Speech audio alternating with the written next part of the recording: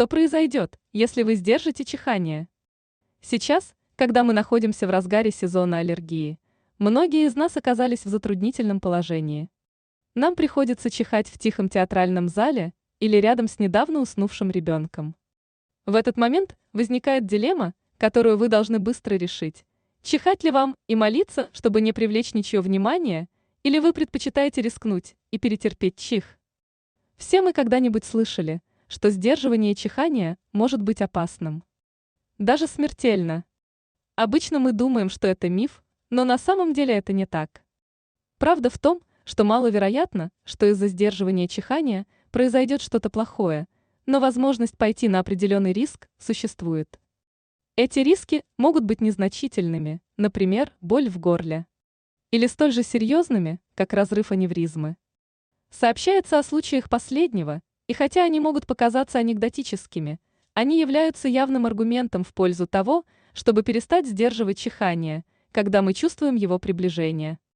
Чихание – почти универсальное ежедневное явление, как рефлекс для эвакуации раздражителей из носовых полостей. Целью является изгнание любого микробного агента или вещества, которое может раздражать наши дыхательные пути. Мы выпускаем много воздуха через нос и рот, поэтому инородные агенты выходят наружу. Он также служит для очистки носа или горла, если у нас сильная заложенность носа. Это происходит совершенно непроизвольно, хотя иногда, если мы к этому склонны. Но иногда мы можем спровоцировать это такими действиями, как взгляд на солнечный свет. Ясно одно, выделяется большое количество сжатого воздуха. А что произойдет, если мы сдержим чихание? Ну, по сути, это давление остается в нашей груди. Фактически, подсчитано, что давление, создаваемое при сдерживании чихания, в 20 раз превышает давление, возникающее при чихании.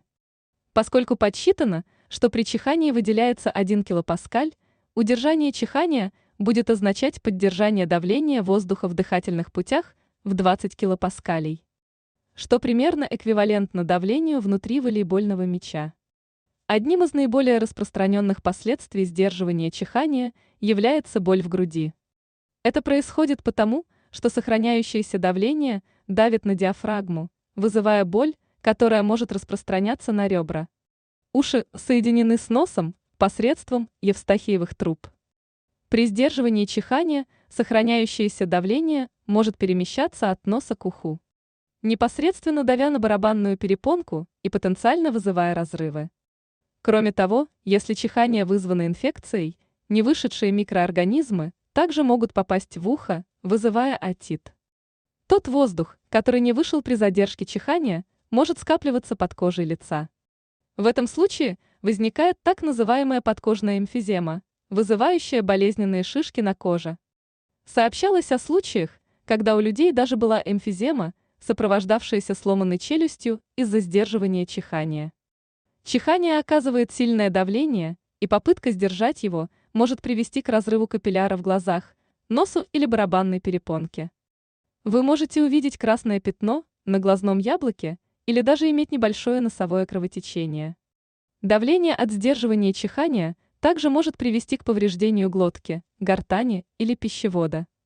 В 2018 году, например, сообщалось о случае мужчины, который обратился в отделение неотложной помощи с болью в шее и трудностями при глотании. После того, как сдержал чихание, выяснилось, что у него шейная подкожная эмфизема и, кроме того, разрыв глотки. Это правда, что известны случаи разрыва аневризмы из-за сдерживания чихания.